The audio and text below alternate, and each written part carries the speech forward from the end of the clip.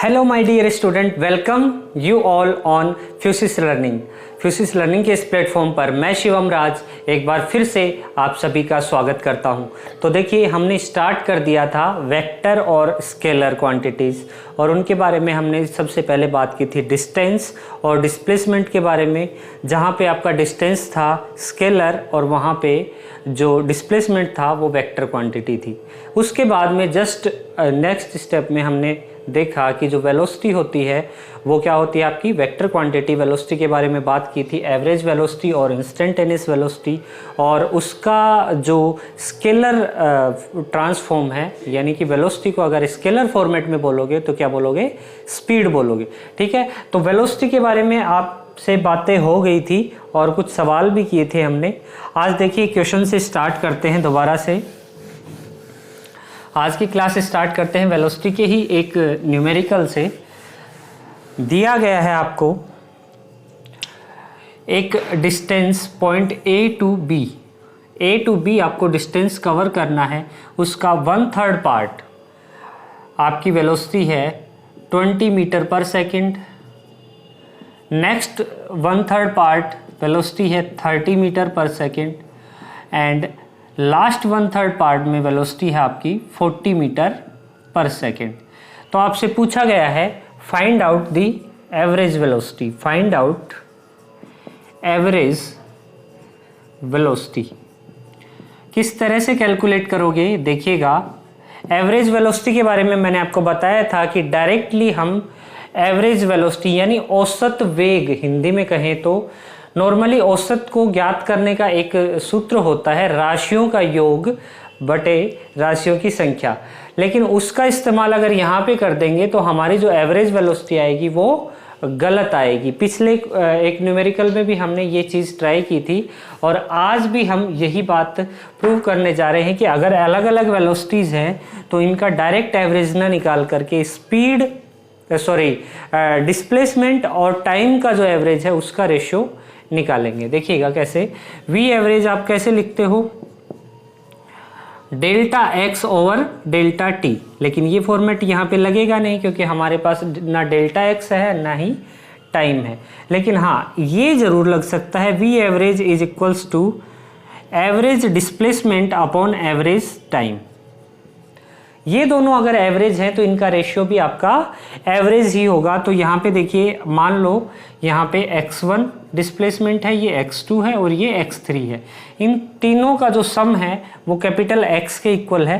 तो x का average निकालेंगे तो x1 plus x2 plus x3 हो जाएगा। x1 plus x2 plus x3 by 3 upon time का एवरेज। मान लो यहाँ पे टाइम t1 लगता है, यहाँ t2 लगता है और यहाँ t3 लगता है, तो आप क्या लिखोगे, t1 plus t2 plus t3 bye 3। Okay, ये 3 से 3 एलिमिनेट हो जाएगा, यहाँ से आ जाएगा आपका x1 plus x2 plus x3, यानी total displacement upon t1 plus t2 plus t3, total time. Total displacement upon total time, इसका रेशियो आपका एवरेज वेलोसिटी यहाँ पे आ जाएगा। तो देखिएगा, आपके पास मान लो ये सेपरेशन है x, तो यहाँ तो आप लिख दोगे x1 plus x2 plus x3 equal to x। तो यहाँ पे मैं कर दे रहा हूँ x, और t1 t2 t3 की आपको वैल्यू कैलकुलेट करनी है। तो v1 आपको दिया गया है, t1 क्या हो जाएगा, x1 अपॉन v1, यानी कि x1 आपके पास है x बाई 3, 1/3 पार्ट है ना ये, x1 is x by 3। Similarly x2 भी आपका x बाई 3 होगा और x3 भी आपका x बाय 3 ही होगा। ठीक है, तो देखिए x बाय 3 अपॉन v1 कितना है, 20। सिमिलरली t2 अगर कैलकुलेट करना है तो x2 बाय v2, और ये हो जाएगा again x by 3 upon velocity कितनी है, 30। सिमिलरली t3 जो है वो क्या हो जाएगा, x बाई 3 अपॉन वेलोसिटी कितनी है, 40। तो इनकी वैल्यूज़ यहाँ पे हम पुट कर देंगे, t1 t2 एंड t3 की वैल्यू यहाँ पे पुट करेंगे, तो ये हो जाएगा x बाई 3, सॉल्व करेंगे तो x बाई 23 जा 60 plus x by t2 x by 90 और ये हो जाएगा x बाय 120। सिंपली इसको सोल्व कर लोगे और इस इक्वेशन को सोल्व करने से जो वैल्यू आएगी वही आपकी क्या हो जाएगी, एवरेज वेलोसिटी हो जाएगी। तो सोल्व कर सकते हो आप। अरे भाई इजी है, बिल्कुल easy, very easy. x upon नीचे भी आप x कॉमन ले लीजिए, 1/60 प्लस 1/90 प्लस 1/120। ओके, तो क्या हो जाएगा, ये x से x एलिमिनेट हो जाएगा और इसकी वैल्यूज आप कैलकुलेट कर ही लोगे, मैथमेटिक्स करने की जरूरत नहीं है। चलिए आगे बढ़ते हैं। ये था एवरेज वेलोसिटी का कॉन्सेप्ट। अब बात कर लेते हैं थोड़ा सा इंस्टेंटेनियस वेलोसिटी। इंस्टेंटेनियस जैसा कि नाम से ही जाहिर हो रहा है, इंस्टेंटेनियस मतलब एक पर्टिकुलर इंस्टेंट ऑफ टाइम में आपकी जो वेलोसिटी होगी वो इंस्टेंटेनियस वेलोसिटी होगी।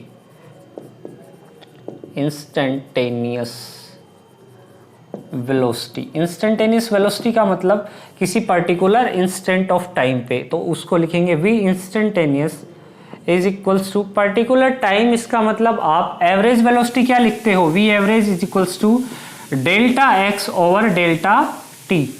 ठीक है, तो ये जो डेल्टा t है ये यहाँ पे बड़ा नहीं चलेगा, यहाँ पे इसको बहुत ही छोटा करना पड़ेगा। मतलब limit delta t tending to 0 and delta x over delta t। ठीक है, और जब आपका डेल्टा बहुत स्मॉल होता है तो वो d में कन्वर्ट हो जाता है, that is dx by dt, और ये क्या होता है, v इंस्टेंटेनियस। ठीक है, देखिए एक एग्जांपल से समझते हैं। एग्जांपल है आपको एक डिस्प्लेसमेंट वेक्टर दे रखा है, position vector r is equals to t cube i cap plus t square j cap plus t k cap. ये आपको क्या दे रखा है, पोजीशन वेक्टर या डिस्प्लेसमेंट वेक्टर जो कहना चाहो, ये आपको डिस्प्लेसमेंट गिवन है।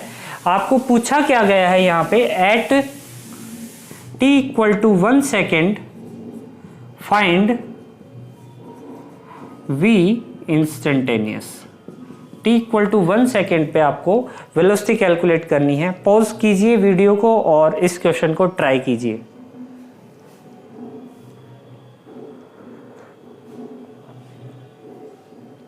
Pause the video and try the question. हो गया। देखिए आपने क्या लिखा, v instantaneous dx over dt, तो यहाँ पे लिखेंगे v is equals to d by d t. x क्या है, x एक्सिस पे डिस्प्लेसमेंट, r क्या है, तीनों एक्सिस में डिस्प्लेसमेंट, तो dr ओवर dt।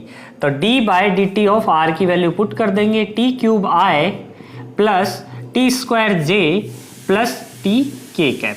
ठीक है, डेरिवेटिव कर देंगे, x to the power n का फॉर्मेट लगेगा। डेरिवेटिव भी हम कर चुके हैं और भी करेंगे, और बहुत सारे न्यूमेरिकल्स, डिफरेंशियल और इंटीग्रल का जो बेसिक लेक्चर है वो मैं आपको यहाँ पे अपलोड कर दूंगा, आप देख लीजिएगा। फिलहाल यहाँ पे देखिए टी क्यूब का जो डिफरेंशिएशन है वो हो जाएगा 3t square i cap, T square का हो जाएगा 2t जे कैप और t का 1 होता है दैट इज के कैप।